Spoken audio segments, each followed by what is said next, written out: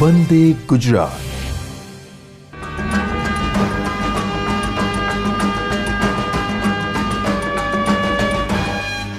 નમસ્કાર વિદ્યાર્થી મિત્રો. હવે આપણે આ ધોરણ 12 રસાયણ વિજ્ઞાન એકમ 9 સવર્ગ સંયોજનો, તો એમાં આપણે બીજો ભાગ જોઈએ. પહેલા ભાગમાં આપણે મુખ્યત્વે સવર્ગ સંયોજનો વિશેનો વર્નરનો સિદ્ધાંત જોયો. એટલે એમાં આપણે સવર્ગ સંયોજનો એ કઈ રીતનું બંધારણ ધરાવે છે એની એક સમજૂતી આપી. બીજું એમાં ધાતુની બે પ્રકારની સંયોજકતા, પ્રાથમિક સંયોજકતા અને દ્વિતીયક સંયોજકતા, એની સમજૂતી આપી. હવે આપણે આ બીજા ભાગમાં સવર્ગ સંયોજનોને લગતા કેટલાક જે અગત્યના પર્યાયો છે એની સમજૂતી અથવા કે એની વ્યાખ્યા જોઈએ. તો એમાં મુખ્યત્વે આવતા જે પર્યાયો છે એમાં પહેલું જોઈએ તો એ સવર્ગ સ્પીસીઝ.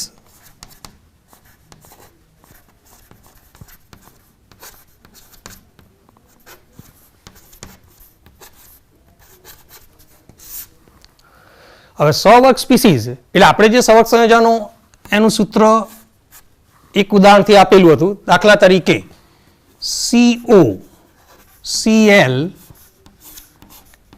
NH3 5 2 પ્લસ અને અહીં આગળ 2Cl માઇનસ. આ સૂત્ર આપણે પહેલા ભાગમાં સમજાયું હતું. ચોરસ જે બ્રેકેટ કહીએ છીએ, આ જે ભાગ છે એ કહેવાય છે સવર્ગ સ્પીસીઝ, એની અંદરનો ભાગ. એટલે એમાં એક ધાતુ આયન, તો ધાતુ આયન સાથે જોડાયેલા આવા ઋણ આયનો કે આવા તટસ્થ અણુઓ, તો એ કહેવાય છે સવર્ગ સ્પીસીઝ. અને એ સંખ્યા નિશ્ચિત હોય છે. જેમ કે અહીંયા આગળ કોબાલ્ટ ધાતુ આયન સાથે એક ઋણ આયન Cl માઇનસ અને 5 NH3 તટસ્થ અણુઓ જોડાયેલા છે, એટલે ટોટલ સંખ્યા છે 6. તો આ રીતે આ નિશ્ચિત સંખ્યામાં જોડાયેલા ઋણ આયનો અથવા તટસ્થ અણુઓ કે જે ધાતુ આયન સાથે જોડાય છે, તો આને કહેવાય છે સવર્ગ સ્પીસીઝ. એટલે સવર્ગ સ્પીસીઝ મતલબ ચોરસ બ્રેકેટની અંદર જે પણ પરમાણુઓ કે આયનો છે જોડાયેલા, એ સવર્ગ સ્પીસીઝ તરીકે ઓળખાય છે. ત્યાર પછી હવે બીજું પદ છે, તો એ છે મધ્યસ્થ પરમાણુ અથવા મધ્યસ્થ આયન.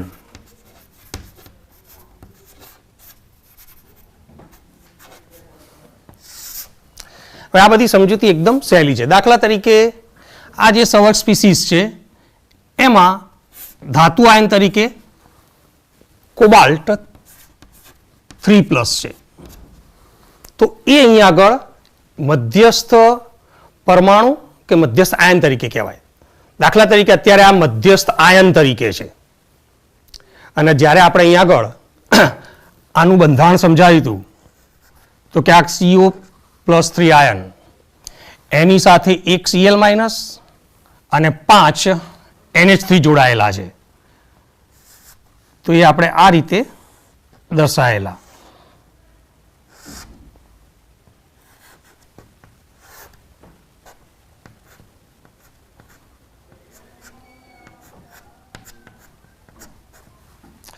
તો હવે કોબાલ્ટ ધાતુ સાથે એક Cl માઇનસ, આમાંથી ગમે ત્યાં આપણે દર્શાવી શકીએ. દાખલા તરીકે અહીંયા Cl જોડી કાઢ્યો, તો બાકીની 5 જગ્યાએ NH3 જોડાયેલા છે, જેને આપણે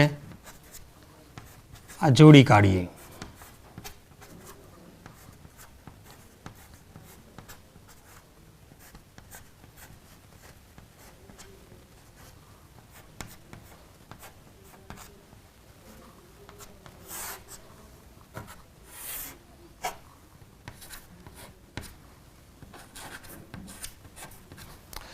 તો આ જે સહવર્ગ સ્પીસીસ છે એનું આપણે આખું આ બંધારણ રજૂ કર્યું. એટલે અહીંયા આગળ આ ધાતુ આયન સાથે આ રીતે આ નિશ્ચિત સંખ્યામાં, જે અહીંયા નિશ્ચિત સંખ્યા 6 છે, 1 Cl- અને 5 NH3, તો આ ભાગને કહેવાય છે સહવર્ગ સ્પીસીસ. એમાં જે આ કોબાલ્ટ આયન છે CO3+, એ અત્યારે મધ્યસ્થ પરમાણુ કે મધ્યસ્થ આયન તરીકે છે. હવે કોબાલ્ટ આયન છે તો આપણે એને કહીશું મધ્યસ્થ આયન, પણ કેટલીક વાર અહીંયા આગળ મધ્યસ્થ તરીકે આયન ના હોય પણ મધ્યસ્થ પરમાણુ હોય. તો દાખલા તરીકે આવું ઉદાહરણ આપીએ તો NiCO4, તો આ એક એવું સહવર્ગ સંયોજન કે જેમાં મધ્યસ્થ પરમાણુ છે, એ આયન નથી. જેમ કે એનું બંધારણ બતાવીએ તો અહીંયા આગળ Ni કે જે તટસ્થ પરમાણુ થઈ ગયો, તટસ્થ ધાતુ પરમાણુ, એના પર કોઈ વીજભાર નથી. તો એની જોડે આવા 4 CO તટસ્થ અણુઓ એ આ રીતે જોડાયેલા છે.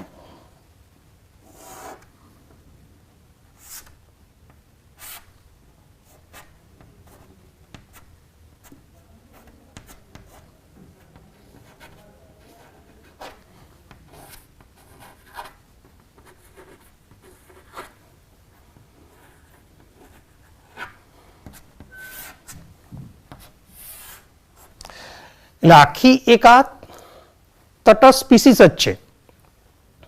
અને એમાં નિકલ ધાતુ એ કોઈ પણ વીજભાર ધરાવતો નથી. એટલે આમ અહીંયા નિકલ એ મધ્યસ્થ પરમાણુ તરીકે છે, જ્યારે અહીંયા કોબાલ્ટ એ મધ્યસ્થ આયન તરીકે છે.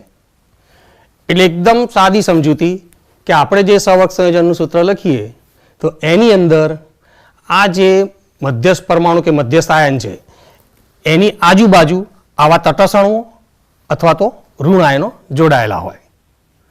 મોટા ભાગે મધ્યસ્થ પરમાણુ આયન તરીકે સંક્રાંતિ ધાતુઓ જ જોવા મળે છે, કેમ કે સંક્રાંતિ ધાતુઓ એ સંકીર્ણ સંયોજનો વધુ પ્રમાણમાં બનાવવાની વિશેષ લાક્ષણિકતા ધરાવે છે.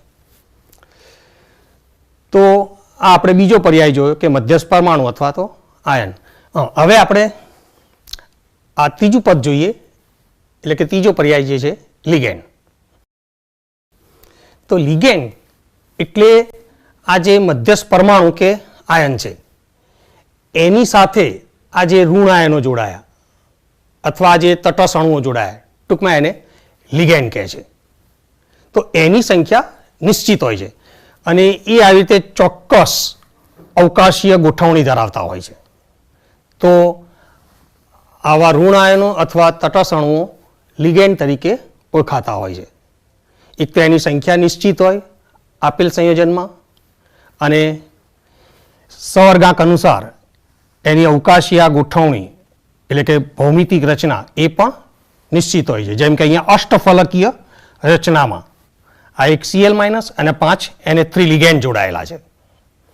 અહીંયા આગળ સમચતુષ્ફલકીય રચનામાં આ 4 તટસ્થ કાર્બોનિલ સમૂહ જોડાયેલા છે, તો એને લિગેન્ડ કહે છે. એટલે સહવર્ગ સ્પીસીસમાં એક મધ્યસ્થ પરમાણુ અથવા આયન અને એની સાથે જોડાયેલા લિગેન્ડ હોય છે. અહીં આગળ જે મધ્યસ્થ પરમાણુ કે આયન કહીએ છીએ એની સાથે જે લિગેન્ડ જોડાય છે, હવે લિગેન્ડ અને આ જે મધ્યસ્થ ધાતુ પરમાણુ કે આયન છે એની વચ્ચે આ જે બંધન એટલે કે જે બંધ છે સહવર્ગ સહસંયોજક બંધ, તો આ બંધ માટેનું ઇલેક્ટ્રોન યુગ્મ લિગેન્ડ આપે છે. એટલે અહીંયા આગળ ધાતુ પરમાણુ કે ધાતુ આયન એ આ લિગેન્ડના ઇલેક્ટ્રોન યુગ્મ સ્વીકારે છે અને આવો બંધ આપણે સહવર્ગ સહસંયોજક બંધ કહીએ છીએ. તો હવે આપણે ધોરણ 11માં જે એસિડ બેઝ સિદ્ધાંત હતા એમાં એક સિદ્ધાંત આ શીખી ગયા, લુઈસ એસિડ બેઝ સિદ્ધાંત, કે જે ઇલેક્ટ્રોન સ્થાનાંતર ઉપરથી એસિડ અને બેઝની વ્યાખ્યા કરેલી. તો એ અહીંયા યાદ કરીએ તો જે પરમાણુ કે અણુ કે આયન ઇલેક્ટ્રોન યુગ્મ સ્વીકારે એને આપણે લુઈસ એસિડ તરીકે ગણીએ છીએ.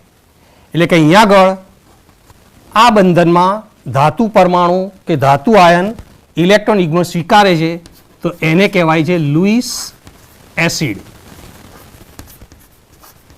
એટલે આમ આ જે મધ્યસ્થ પરમાણુ કે આયન છે એ લુઈસ એસિડ તરીકે વર્તે છે.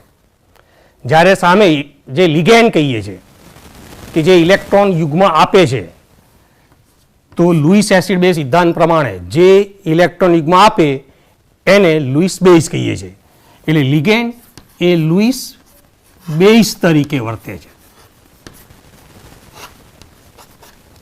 એટલે આમ આપણે આ સમજાયું કે સહવર્ગ સ્પીસીસની અંદર મધ્યસ્થ પરમાણુ કે આયન અને એની સાથે જોડાયેલા લિગેન્ડ. એટલે અહીંયા આગળ હવે એક વાત ધ્યાન રાખીએ કે આપણે વર્નરના સિદ્ધાંત પૂરતી વાત મર્યાદિત રાખીએ તો લિગેન્ડ તરીકે આવા ઋણ આયનો અથવા તટસ્થ અણુઓ હોય છે. પણ હવે અત્યારે જે સહવર્ગ સંયોજનો વિશે વધુ વિગતવાર અભ્યાસ થયો, વધુ વિકાસ થયો એમાં, તો હવે લિગેન્ડ તરીકે કેટલીક વાર ધન આયનો પણ એમાં જોવા મળે છે. પણ આપણે અત્યારે ખાલી વર્નરના સિદ્ધાંતને અનુલક્ષીને વાત કરીએ છીએ. એટલે લિગેન્ડ તરીકે માત્ર ઋણ આયન અથવા તો તટસ્થ અણુ એવી રજૂઆત કરીએ છીએ. પણ એ ધ્યાન રાખવાનું કે લિગેન્ડ તરીકે કેટલીક વખત ધન આયનો પણ હોય છે. દાખલા તરીકે NO+.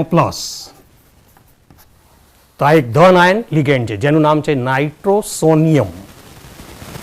આવો બીજો કહીએ તો NO2+. તો આ પણ એક ધન આયન લિગેન્ડ તરીકે વર્તે છે જેને કહેવાય છે નાઇટ્રોનિયમ. તો આવા કેટલાક ધન આયનો પણ આ સહવર્ગ સંયોજનોમાં લિગેન્ડ તરીકે વર્તે છે. હવે આપણે લિગેન્ડ વિશે થોડીક વધારે સમજૂતી જોઈએ.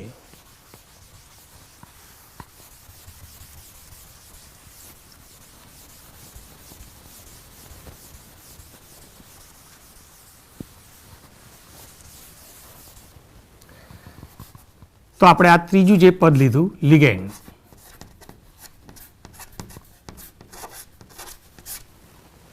તો હવે લિગેન્ડ તરીકે આવા Cl Cn જેવા નાના આયનો હોઈ શકે. એ સિવાય હમણાં આપણે જોયું કે આવા NH3 કે H2O જેવા તટસ્થ અણુઓ પણ હોઈ શકે છે. તટસ્થ અણુઓ અને જે નાના હોય છે. અહીંયા આગળ આ નાના છે.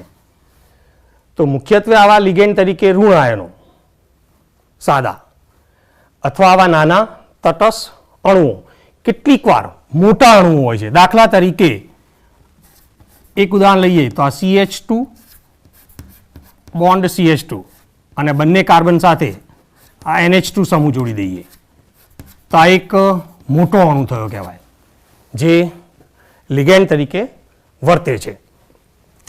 આનું નામ છે ઇથેન 1,2-ડાયએમાઇન.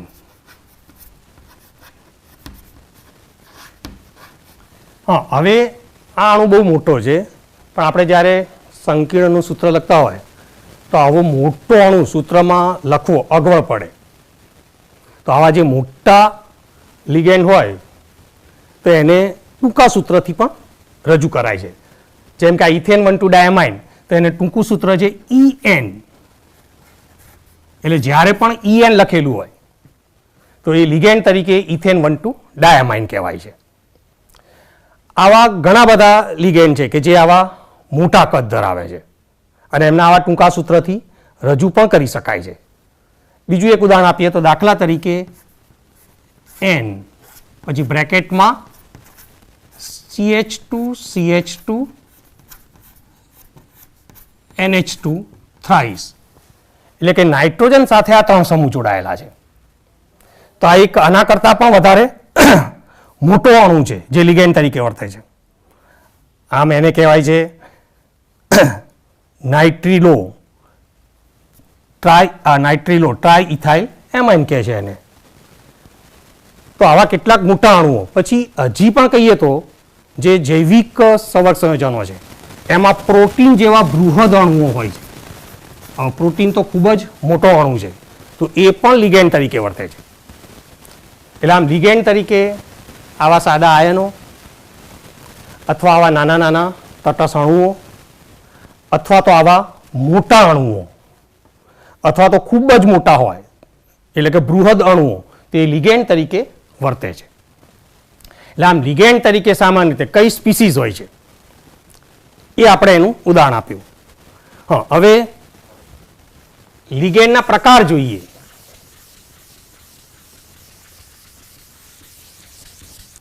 તો હવે લિગેન્ડ એના પ્રકાર.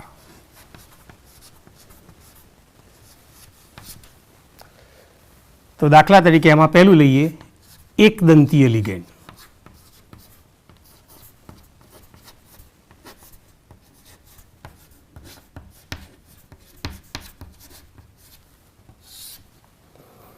એકદંતીય લિગેન્ડ એટલે એવા લિગેન્ડ કે એમાં માત્ર એક જ ઇલેક્ટ્રોન દાતા પરમાણુ હોય, તો એવા લિગેન્ડને એકદંતીય લિગેન્ડ કહેવાય. દાખલા તરીકે આપણે આ કહીએ ઋણાયન Cl-, તો આમાં તો પરમાણુ જ એક જ છે એટલે સ્વાભાવિક છે આ એકદંતીય જ લિગેન્ડ થાય. એક પરમાણુવાળા જેટલા પણ લિગેન્ડ હોય તો એકદંતીય થઈ જ જવાના છે. દાખલા તરીકે આપણે NH3 કહીએ તો આમાં ઇલેક્ટ્રોન દાતા પરમાણુ નાઇટ્રોજન એક જ છે, હાઇડ્રોજન ના આપે, એટલે આ પણ એકદંતીય લિગેન્ડ થયો. પણ આ તટસ્થ એકદંતીય લિગેન્ડ, આ ઋણાયન એકદંતીય લિગેન્ડ. આવો તટસ્થ બીજો લખીએ તો H2O પાણીનું અણુ જે કહેવાય, લિગેન્ડ તરીકે એને એક્વા કહેતા હોય છે. તો આમાં ઓક્સિજન આ એવો પરમાણુ છે જે ઇલેક્ટ્રોન દાતા છે, ના એક જ પરમાણુ છે એક અણુમાં. તો આવા જે પણ લિગેન્ડ હોય કે જેમાં એક જ પરમાણુ આવો ઇલેક્ટ્રોન દાતા હોય તો આવા લિગેન્ડને બધાને એકદંતીય લિગેન્ડ કહેવાય. પછી કહીએ તો દ્વિદંતીય લિગેન્ડ. દ્વિદંતીય લિગેન્ડ. તો હવે આ એક સમજાયું અને હવે આના નામ ઉપરથી આ સીધી ખબર પડી જ જાય કે દ્વિદંતીય લિગેન્ડ એટલે એવો અર્થ થયો કે એવો લિગેન્ડ કે એની અંદર ઇલેક્ટ્રોન દાતા તરીકે બે પરમાણુ હશે. મતલબ કે જે લિગેન્ડમાં બે ઇલેક્ટ્રોન દાતા પરમાણુ હોય એને કહેવાય દ્વિદંતીય લિગેન્ડ. તો એનું ઉદાહરણ આપીએ તો દાખલા તરીકે હમણાં આપણે આ ઇથેન 1,2 ડાયમાઇન, આ એક મોટા તટસ્થ અણુ ને આપણે લિગેન્ડ તરીકે ઉદાહરણમાં દર્શાવ્યો. તો આની અંદર રહેલા બે નાઇટ્રોજન પરમાણુ કે જે ધાતુ આયનને ઇલેક્ટ્રોન યુગ્મ આપી સહવર્ગ સહસંયોજક બંધથી જોડાય છે. તો આ એક દ્વિદંતીય લિગેન્ડ છે, કેમ કે આ એક જ લિગેન્ડમાં આ બે પરમાણુઓ એ ઇલેક્ટ્રોન દાતા છે. એટલે આ બંને પરમાણુ ધાતુ આયનને ઇલેક્ટ્રોન યુગ્મ આપી સહવર્ગ સહસંયોજક બંધ બનાવતા હોય છે. બીજું આવું ઉદાહરણ લઈએ તો દાખલા તરીકે C2O4 2- જે ઓક્ઝેલેટો લિગેન્ડ કહેવાય છે. તો ઓક્ઝેલેટો લિગેન્ડમાં એનું બંધારણ પહેલા જોઈએ તો આ 2 કાર્બન પછી 4 ઓક્સિજન. તો એમાંના 2 ઓક્સિજન એ 2 અલગ અલગ કાર્બન સાથે આ રીતે દ્વિબંધ દ્વારા જોડાયેલા હોય છે. જ્યારે બાકીના 2 ઓક્સિજન કહીએ તે આ બંને કાર્બન સાથે સિંગલ બંધથી જોડાયેલા હોય છે અને એ માઇનસ વીજભાર ધરાવે છે અને એની પાસે ઇલેક્ટ્રોન યુગ્મ આપવાની ક્ષમતા છે. એટલે અહીંયા આગળ આ જે 2 ઓક્સિજન છે એ એના ઇલેક્ટ્રોન યુગ્મ દ્વારા ધાતુ આયન સાથે જોડાતા હોય છે. ટૂંકમાં એક જ ઋણાયન લિગેન્ડ કે જેમાં 2 ઓક્સિજન પરમાણુઓ ઇલેક્ટ્રોન દાતા છે, એટલે આ પણ એક દ્વિદંતીય લિગેન્ડ કહેવાય છે. એટલે આમ જે લિગેન્ડમાં 2 ઇલેક્ટ્રોન દાતા પરમાણુ હોય એને દ્વિદંતીય લિગેન્ડ કહેવાય. આ જ પ્રમાણે જે આપણે કહી શકીએ ત્રિદંતીય લિગેન્ડ. ત્રિદંતીય લિગેન્ડ. તો હવે ત્રિદંતીય લિગેન્ડ કોને કહેવાય એ સમજાવવાની જરૂર ના રહે. ત્રિદંતીય લિગેન્ડનો અર્થ કે એવો લિગેન્ડ કે એની અંદર 3 ઇલેક્ટ્રોન દાતા પરમાણુ હોય અને એ 3 પરમાણુ એના ઇલેક્ટ્રોનિકમાં ધાતુ આયનને આપી 3 સહવર્ગ સહસંયોજક બંધ બનાવે છે. તો દાખલા તરીકે આવો જે એક લિગેન્ડ છે તો આ CH2 CH2 અને 3 કાર્બન સાથે એક NH2 સમૂહ જોડાયેલો છે.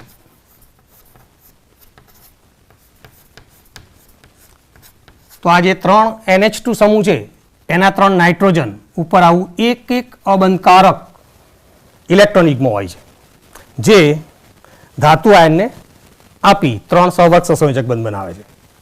તો આ એક ત્રિદંતીય લિગેન્ડ છે કે જેનું નામ પ્રોપેન 1,2,3 ટ્રાય એમાઇન છે. એટલે આનું નામ પ્રોપેન 1,2,3 ટ્રાય એમાઇન અને એને ટૂંકમાં PTN તરીકે દર્શાવવામાં આવે છે. આ એનું ટૂંકું સૂત્ર છે. એટલે જ્યારે PTN લખો તો મતલબ આ પ્રોપેન 1,2,3 ટ્રાયમાઇન. તો આ એક ત્રિદંતીય લિગેન્ડ છે. આ જ રીતે ટેટ્રાદંતીય લિગેન્ડ હોય, હેક્ઝાદંતીય લિગેન્ડ હોય. તો ટૂંકમાં લિગેન્ડમાં આવા જેટલા પણ પરમાણુ ઇલેક્ટ્રોન દાતા હોય એને લિગેન્ડની દંતીયતા કહેવાય છે. 2 ઇલેક્ટ્રોન દાતા પરમાણુ હોય તો દ્વિદંતીય, 3 ઇલેક્ટ્રોન દાતા પરમાણુ હોય તો ત્રિદંતીય, એમ 6 ઇલેક્ટ્રોન દાતા પરમાણુ હોય તો એ ષટદંતીય લિગેન્ડ કહેવાય છે. તો આવો એક ષટદંતીય લિગેન્ડ કે જે ખૂબ જ અગત્યતા ધરાવે છે અને એ છે EDTA. એનું સૂત્ર જોઈએ.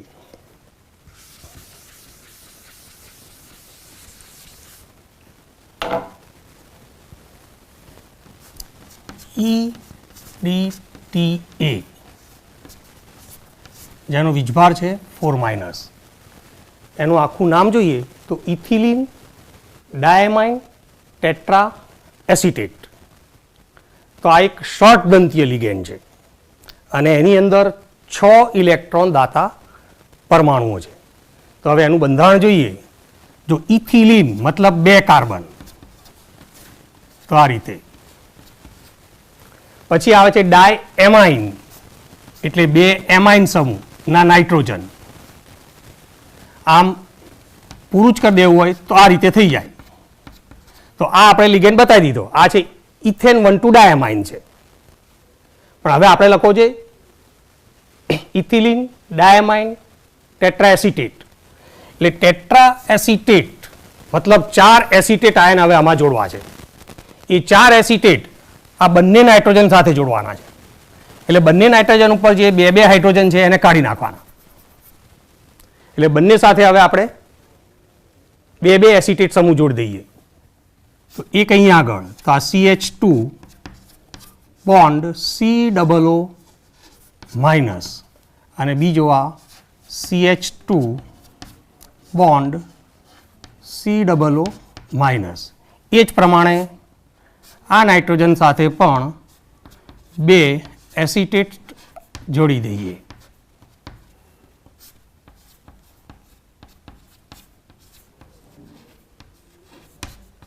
તો આ સૂત્ર થઈ જશે EDTA નું.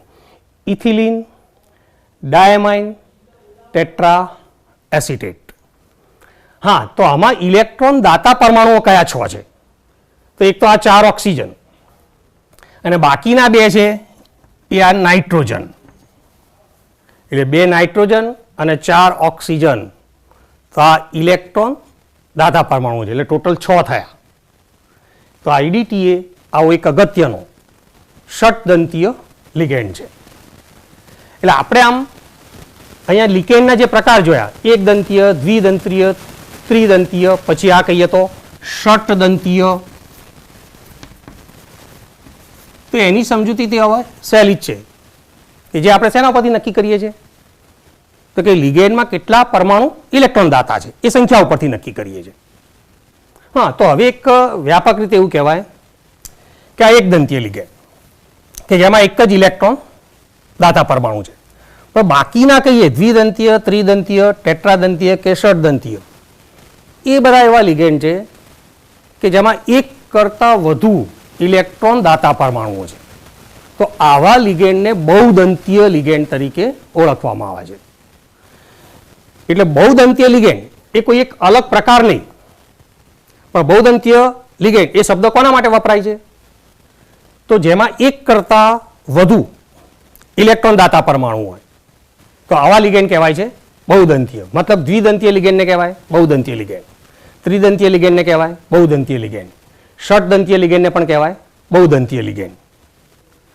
એટલે આમ એક દંતીય લિગેન્ડ અને બહુદંતીય લિગેન્ડ એવા બે પ્રકાર પડી ગયા. એટલે ટૂંકમાં કહીએ તો એક દંતીય લિગેન્ડ તો જેમાં એક જ ઇલેક્ટ્રોન દાતા પરમાણુ હોય. બહુદંતીય લિગેન્ડ તો એવા લિગેન્ડ કે જેમાં એક કરતાં વધુ ઇલેક્ટ્રોન દાતા પરમાણુ હોય તો એ બધા કહેવાય છે બહુદંતીય લિગેન્ડ. હા, હવે લિગેન્ડ એની વર્તણૂક પ્રમાણે એ જે બીજી રીતે ઓળખવામાં આવે છે તો એ કિલેટ લિગેન્ડ. કિલેટ લિગેન્ડ કોને કહેવાય?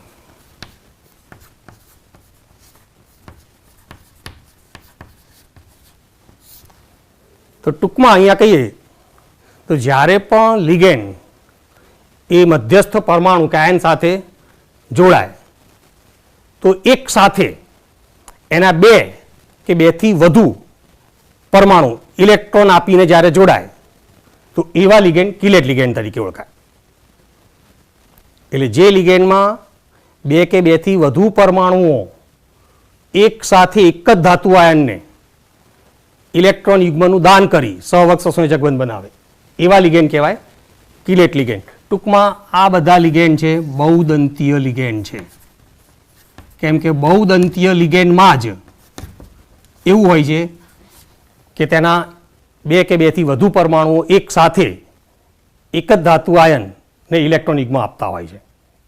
તો જેમ કે આપણે હમણાં આ ઉદાહરણ આપ્યું કે આ એક દ્વિદંતીય લિગેન્ડ CH2 CH2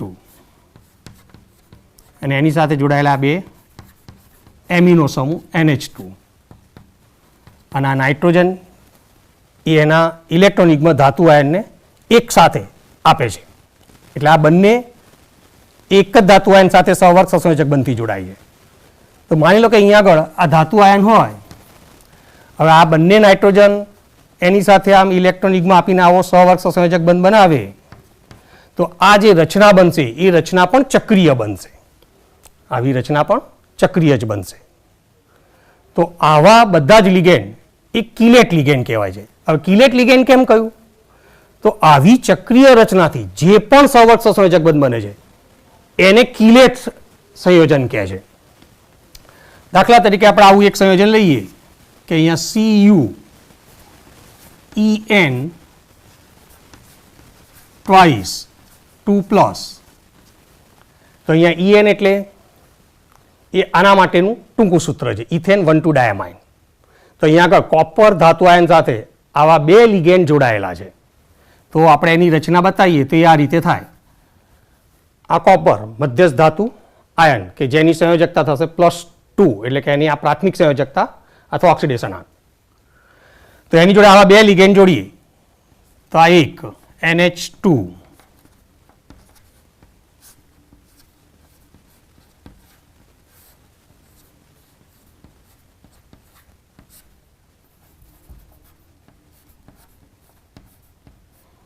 હવે અહીંયા આગળ આ જોડીએ ત્યારે વસ્તુ ધ્યાન રાખવાની કે આમાં ઇલેક્ટ્રોન યુગ્મ કોણ આપે છે?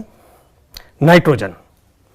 એટલે આ જે સહવર્ગ સંયોજક બંધ બતાવો એ નાઇટ્રોજનથી કોપર તરફ તીર બતાવીને દર્શાવવાનો. એટલે આ રીતે. એટલે આનાથી ક્લિયર થાય કે આ બંધ માટે ઇલેક્ટ્રોન યુગ્મ આપનાર નાઇટ્રોજન પરમાણુ છે. તો આપણે આવો એક ઇથેન 1,2 ડાયામાઇન લિગેન્ડ જોડ્યો, પણ આવા અહીંયા કેટલા છે? 2. તો બીજો આપણે આ બાજુ દર્શાવી શકીએ NH2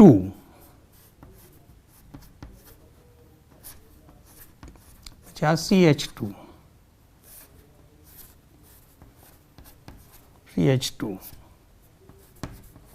NH2. તો અહીંયા પણ આ નાઇટ્રોજન દ્વારા કોપર ધાતુ સાથે સહવર્ગ સહસંયોજક બંધ બનશે.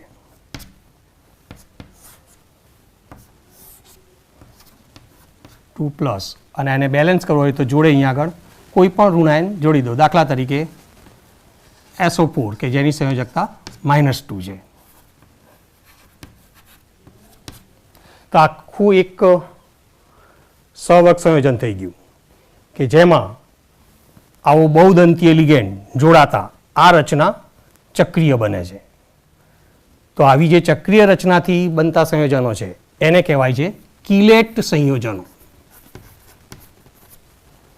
ટૂંકમાં કયા લિગેન્ડ કિલેટ સંકીર્ણ બનાવી શકે? તો જે લિગેન્ડ બહુદંતીય છે, મતલબ દ્વિદંતીય હોય, ત્રિદંતીય હોય, ટેટ્રાદંતીય હોય કે ષડદંતીય હોય, એ જ્યારે એક જ ધાતુ આયન સાથે આ રીતે જોડાય છે તો એ રચના ચક્રીય બનાવે અને આવું સંયોજન કહેવાય છે કિલેટ. અને આવું કિલેટ બનાવતા લિગેન્ડને કહેવાય કિલેટ લિગેન્ડ. ટૂંકમાં કિલેટ લિગેન્ડ એટલે કે બહુદંતીય લિગેન્ડ અથવા કિલેટ લિગેન્ડ એટલે કે કિલેટ સંકીર્ણ બનાવતા લિગેન્ડને કિલેટ લિગેન્ડ કહેવાય. અને કિલેટ સંકીર્ણ સંયોજન એટલે જ્યારે પણ કોઈ ધાતુ આયન સાથે આવો કોઈ પણ બહુદંતીય લિગેન્ડ જોડાય તો એના કારણે એની જે રચના બને છે એ ચક્રીય રચના બને છે. અને આવી ચક્રીય રચનાથી બનતા સંકીર્ણ કે સહવર્ગ સંયોજનને કહેવાય છે કિલેટ. એટલે આમ લિગેન્ડનો આ એક પ્રકાર થયો કિલેટ લિગેન્ડ અથવા કિલેટિંગ લિગેન્ડ કહેવાય છે. હા, તો હવે આ જે સમૂહ છે કે જે ધાતુ આયનને ઇલેક્ટ્રોન યુગ્મ આપતા હોય છે એવા સમૂહ બધા લિગેટિંગ સમૂહ પણ કહેવાય અથવા લિગેટિંગ પરમાણુ પણ કહેવાય અથવા ઇલેક્ટ્રોન દાતા પરમાણુ પણ કહેવાય. ઇલેક્ટ્રોન દાતા પરમાણુ, લિગેટિંગ સમૂહ, લિગેટિંગ પરમાણુ, આ બધા અર્થ એક જ ગણાય છે. હવે લિગેન્ડનો એક એવો પ્રકાર જોઈએ કે જે ઉભયદંતીય છે.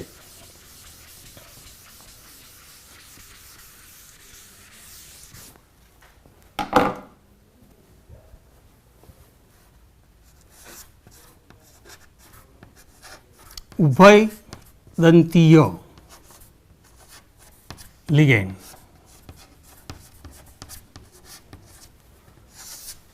તો ઉભયદંતીય લિગેન્ડ એટલે શું?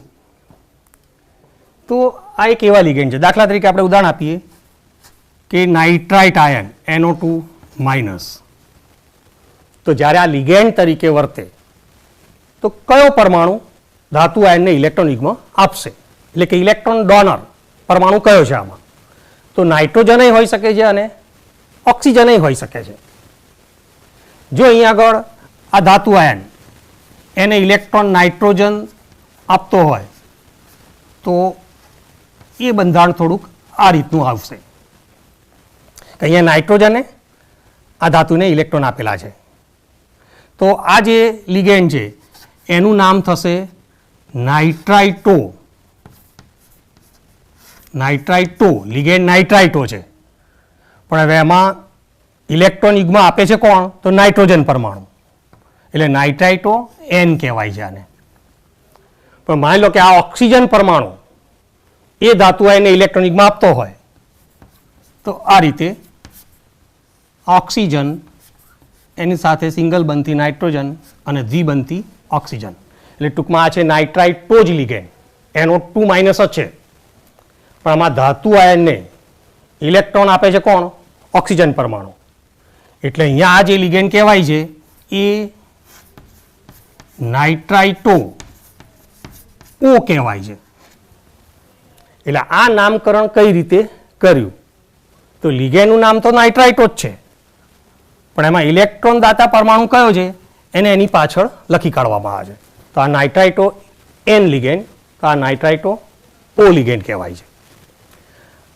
આવો બીજો એક લિગેન્ડ છે થાયોસાઇનેટો.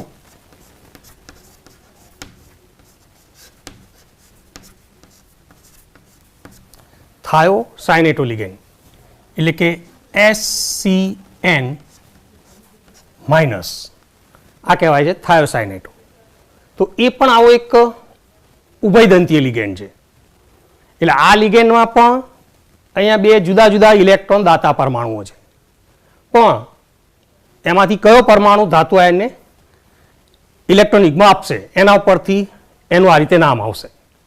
જેમ કે નાઇટ્રોજન પરમાણુ એ ધાતુ આયનને ઇલેક્ટ્રોન યુગ્મ આપી સહવર્ગ સહસંયોજક બંધ બનાવે, તો એ આપણે આ રીતે દર્શાવીશું NCS. જો NCS એટલે SCN જ થયું, પણ આમાં ઇલેક્ટ્રોન યુગ્મ ધાતુ આયનને કોણ આપે છે? નાઇટ્રોજન પરમાણુ.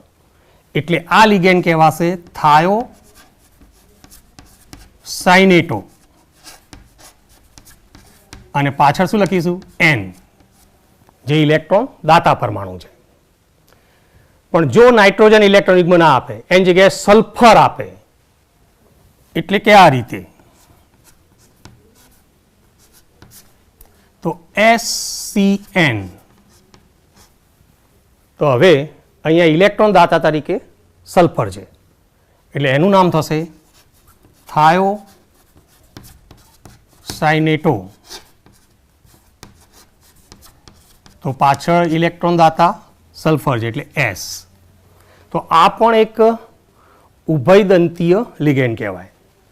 એટલે ઉભયદંતીય લિગેન્ડ, તો આ બે ઉદાહરણથી બરાબર સમજમાં આવી જવું જોઈએ કે એવો લિગેન્ડ કે જેમાં બે જુદા જુદા ઇલેક્ટ્રોન દાતા પરમાણુઓ હોય છે, પણ એક બેમાંથી કોઈ એક જ પરમાણુ ધાતુ આયનને ઇલેક્ટ્રોન યુગ્મ આપીને જોડાય.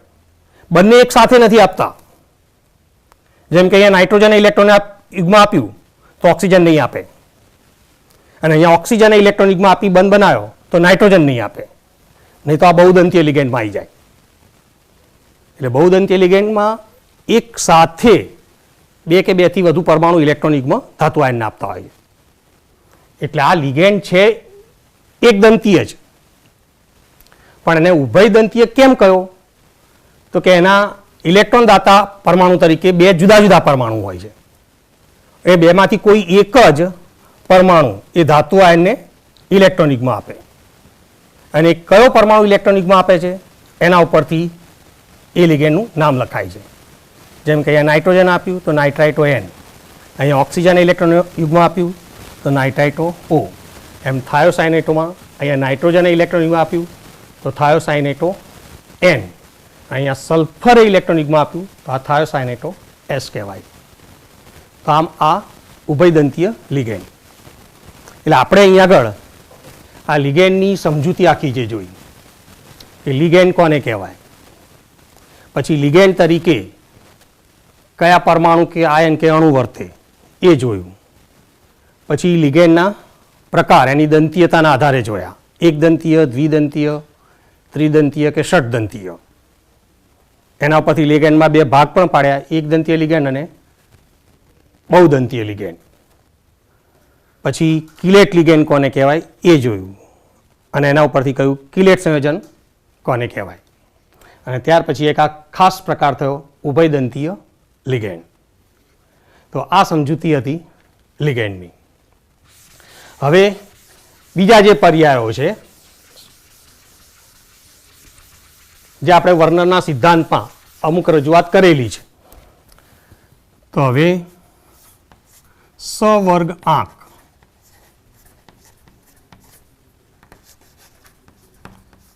તો આપણે આ સમજાયું હતું, સવર્ગ આંક એટલે ધાતુ આયન કે ધાતુ પરમાણુની દ્વિતીયક સંયોજકતા છે. જેમ કે હવે અહીંયા આગળ થોડાક ઉદાહરણથી જોઈએ. માનો કે આપણે આ સંયોજન જોયું CO NH3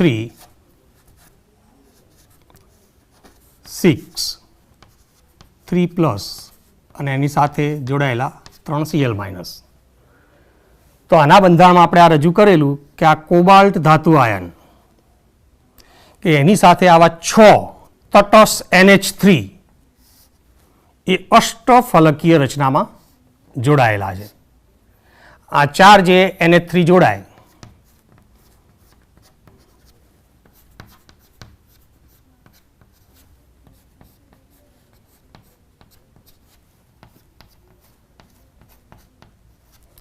તો આટલી રચના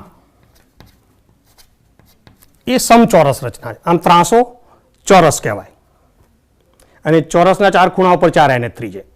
હા, હવે એ જે ચોરસ છે એના ઉપર આ રીતે બરાબર આ ચારે બંધ સાથે 90 ડિગ્રીના ખૂણે આ એક બીજો NH3 જોડાય છે. એટલે આ જે સહવર્ગ સહસંયોજક બંધ છે એ આ ચારે સાથે 90 ડિગ્રીનો ખૂણો બનાવેલો હોય છે અને એ જ રીતે આવો બીજો એક NH3 એ અહીંયા આગળ નીચે જોડાય. તો આ જે સહવર્ગ સહસંયોજક બંધ છે એ પણ આ ચારે ચાર બંધ સાથે 90 ડિગ્રીનો ખૂણો બનાવે છે. એટલે આપણે દોરવાનું દ્વિપરિમાણમાં છે અને જોવાનું ત્રિપરિમાણમાં છે. એટલે આટલી જે રચના છે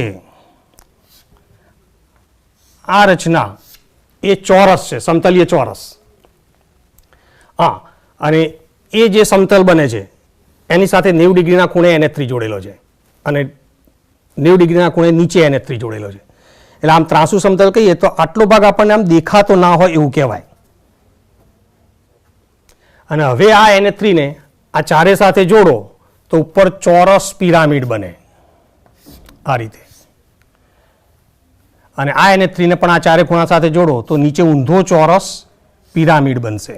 એટલે આખી રચના બની જશે અષ્ટફલકીય. તો હવે આપણે આમાં સહવર્ગાંક કહીએ તો આ કોબાલ્ટ ધાતુ સાથે આ જે 6 NH3 એ 6 સહવર્ગ સહસંયોજક બંધ બનાવે છે. તો એ જ કહેવાય છે કોબાલ્ટ ધાતુનો સહવર્ગાંક. એટલે ટૂંકમાં સહવર્ગાંક એટલે આ જે મધ્યસ્થ ધાતુ પરમાણુ કે આયન, મધ્યસ્થ ધાતુ પરમાણુ અથવા તો આયન સાથે રચાતા સહવર્ગ સહસંયોજક બંધની સંખ્યા.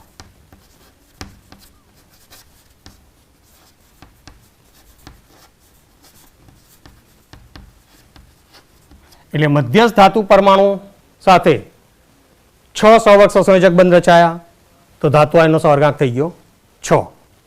અને એને જ આપણે એની દ્વિતીયક સંયોજકતા પણ કહીએ છીએ. એટલે સહવર્ગાંક એટલે ટૂંકમાં ધાતુ આયનની દ્વિતીયક સંયોજકતા છે.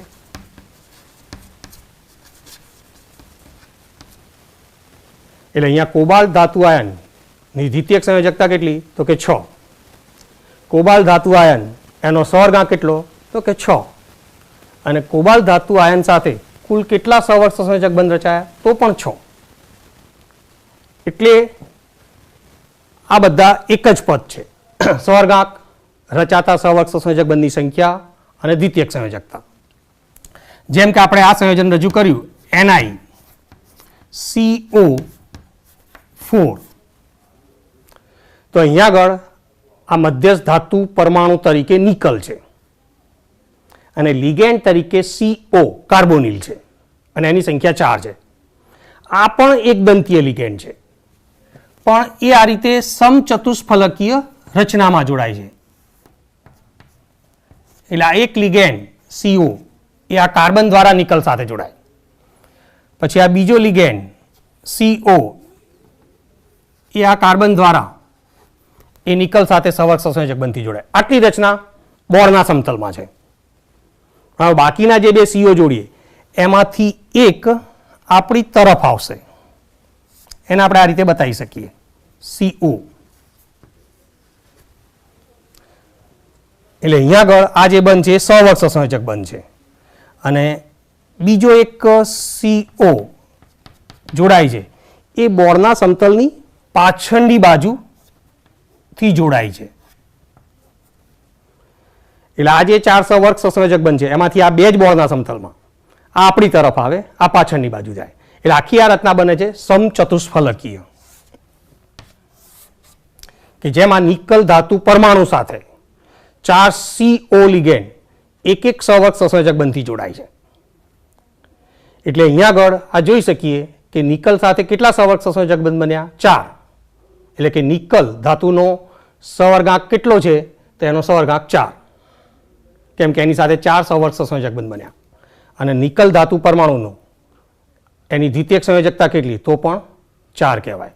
અને આ રચના છે સમચતુષ્ફલકીય. તો આમ હવે સહવર્ગાંક એટલે શું એ હવે આ બે ઉદાહરણથી બરાબર સમજમાં આવી જવું જોઈએ. હવે એક આમાં ખાસ રજૂઆત કે કેટલીક વાર લિગેન્ડ અને ધાતુ પરમાણુ વચ્ચે આ જે આપણે બંધ કહીએ છીએ સિગ્મા બંધ, આ બંધ કહેવાય છે સિગ્મા. પણ જો પાઈ બંધ રચાતો હોય, જો પાઈ બંધ રચાતો હોય તો પાઈ બંધને એ આપણે સહવર્ગાંક તરીકે કે દ્વિતીયક સંયોજકતા તરીકે ગણતરીમાં લેવાનો હતો નથી. જેમ કે અહીંયા આગળ આ જ લિગેન્ડ, કાર્બોની લિગેન્ડ એ ધાતુ આયન સાથે પાઈ બંધ પણ બનાવે છે સિગ્માની સાથે સાથે. તો મતલબ હજી જો એક પાઈ બંધ રચાતો હોય તો કે ટોટલ બંધ કેટલા બન્યા તો કે 5. તો એનો સહવર્ગાંક કંઈક 5 થઈ ગયો એવું ના કહેવાય, કેમ કે આ જે બીજો પાઈ બંધ રચાયો તો એ પાઈ બંધને એ આપણે દ્વિતીયક સંયોજકતા તરીકે કે સહવર્ગાંક તરીકે ગણતરીમાં લેવાના નથી. એટલે સહવર્ગાંકની સંખ્યા ગણવા માટે માત્ર રચાતા સિગ્મા બંધ જ ધ્યાનમાં લેવાના, પાઈ બંધને ધ્યાનમાં લેવાના નથી.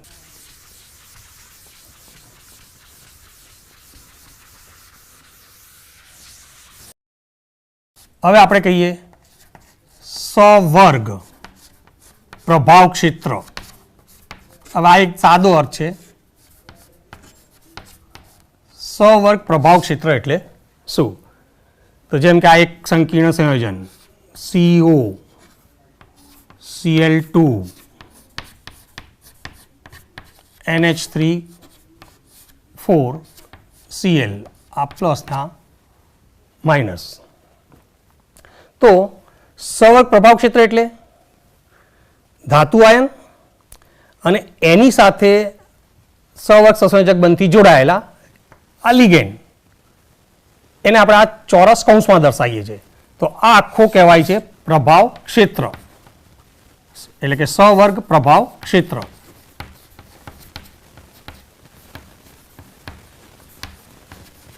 ટૂંકમાં સંકીર્ણ સ્પીસીસ એને ચોરસ બ્રેકેટમાં દર્શાવીએ છીએ એ જ કહેવાય છે સહવર્ગ પ્રભાવ ક્ષેત્ર.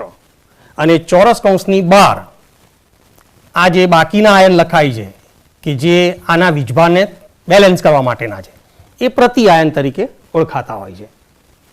તો આ અર્થ સાદો છે. હા, તો વિદ્યાર્થી મિત્રો, હવે આપણે આમાં જે બાકીના જે પર્યાય બાકી રહ્યા હજી બીજા 3 છે, જેમાંથી એક સહવર્ગ બહુફલકીય. તો એ આપણે હવે આના પછીના નેક્સ્ટ લેક્ચરમાં જોઈશું.